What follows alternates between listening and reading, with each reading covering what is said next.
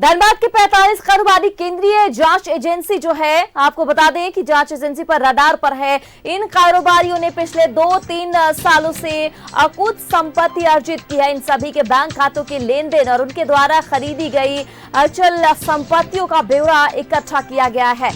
आयकर विभाग को अलग अलग बैंकों से मिली जानकारी के आधार पर जांच शुरू की गई है। जांच के दायरे में वैसे लोगों को रखा गया है जिन्होंने एक बार में 10 लाख रुपए से अधिक की राशि जमा की है। वहीं दूसरी ओर उनका रिटर्न काफी कम है।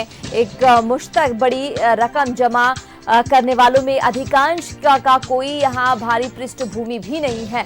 जिन 45 कारोबारी की पहचान हुई है उनमें से 90% लोग कोयला कारोबारी से जुड़े हुए हैं। ऐसे लोगों की धनबाद से बाहर की प्रॉपर्टी की जांच के आधार पर भी जांच शुरू हुई है।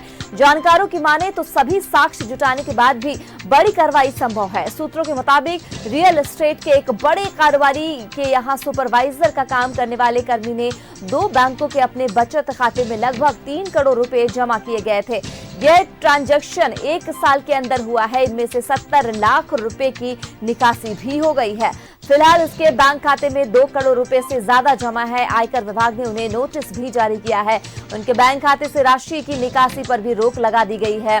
तो आपको बता दें कि सुपरवाइजर के खाते में 3 करोड़ रुपए जमा किए गए हैं, जबकि 90% लोग यहां कोयला के कारोबार से जुड़े हुए बताए जा रहे हैं। सभी साक्ष्य जुटाने के बाद बड़ी संख्या में ये संभव है। तो धनबाद के 45 कारोबारी केंद्रीय जांच एजेंसी के रडार पर हैं। आपको बता दें कि 2 सालों में आयकर रिटर्न से अधिक पैसे के खाते में जमा किए गए हैं। करोड़ों की अचल संपत्ति भी खरीदी गई है। 50,000 टैक्स देने वाले खरीद 1.5 करोड़ का प्लॉट।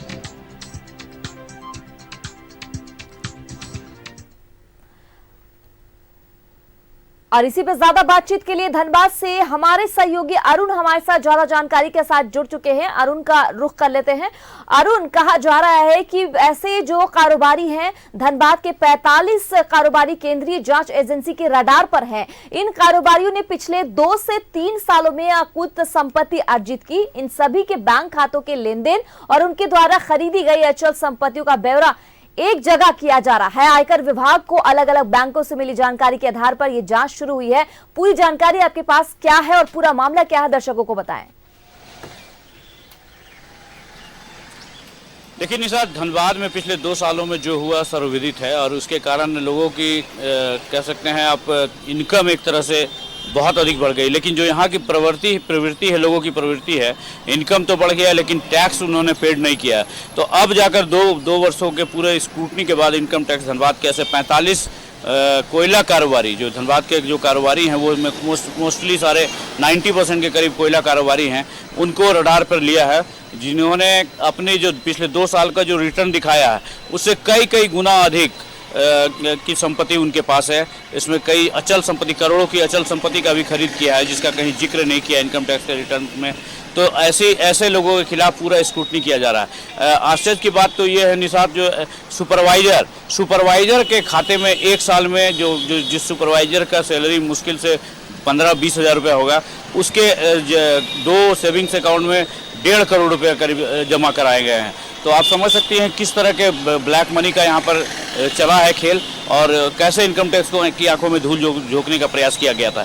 हालांकि अब इनकम टैक्स ने पूरी स्क्रूटनी कर ली है और आधार कार्ड, जिस आधार कार्ड के आधार पे उनके कहाँ पर फिक्स है जमीन है, प्लॉट है, फिक्स एसेट कहाँ है, इसका स्क्रूटनी कर रही है। और जब पूरा स्क्रूटनी कंप्लीट हो जाएगा तो आने वाले कुछ एक दिनों में ऐसे लोगों के खिलाफ कड़ी और सख्त कार्रवाई देखने को मिल सकती है। जी अरुण, अगर इनकम टैक्स की तरफ से कहा जाए तो क्या कुछ जांच के दायरे में है? वैसे तो लोगों को रखा गया है जिनमें कि एक बार में 10 लाख रुपए को अधिक की राशि जमा की गई है। वहीं दूसरी ओर उनका रिटर्न काफी कम है और एक मुश्त बड़ी रकम भी उन लोगों ने जमा करवाने के नाम पर अधिकांश की कोई यहाँ भारी पृष्ठभूमि भी नहीं है। तो क्या कुछ कह रहे हैं इनकम टैक्स के जो अधिकारी हैं?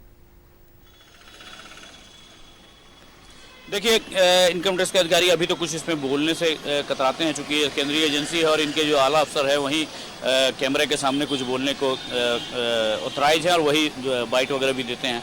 लेकिन अभी जो सूत्रों से जो छनकर पता चल रहा है कि इनकम टैक्स बैंक ही नहीं, रजिस्ट्री ऑफिस, जो ज़मीन जहाँ रजिस्ट्री होती है वहाँ पर जो भी 50 लाख से अधिक की संपत्ति का जो रजिस्ट्री हुआ है, पूरा उसका बायोडाटा खंगाल रही है। धनबाद और गोविंदपुर दोनों अंचलों में रजिस्ट्री ऑफिस से मंगाया जा रहा है, उनके दस्तावेज मंगाए जा रहे हैं, किनके हैं, क्या हैं, उसके आधार कार्ड उनका लिया जा रहा है और आधार कार्ड के आधार पे पूरा आधार और पैन, माफ करें, आधार और पैन के आधार पे पूरा स्क्रूटनी किया जा रहा है कि कहाँ कहाँ उनकी एसेट्स है, क्या क्या उन्होंने डिस्क्लोज कर रखा है, क्या नहीं डिस्क्लोज किया है।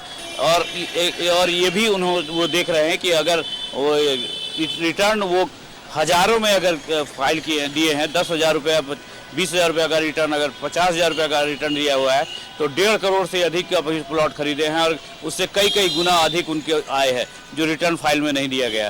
तो आयकर विभाग जो है पूरी तरह से स्क्रूटनी कर रहा है और इन सभी बिंदुओं की जांच कर रहा है, उसकी लिस्टिंग कर रहा है और जब कंप्लीट हो जाएगी तो निश्चित ऐसे लोगों के खिलाफ कार्रवाई होगी। जी चलिए अरुण, तमाम जानकारी के लिए बहुत बहुत शुक्रिया। आगे भी आपसे जानकारी हासिल करती रहूंगी।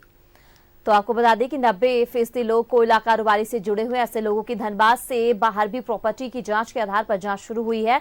जानकारों की माने तो सभी साक्ष्य जुटाने के बाद बड़ी कार्रवाई संभव है।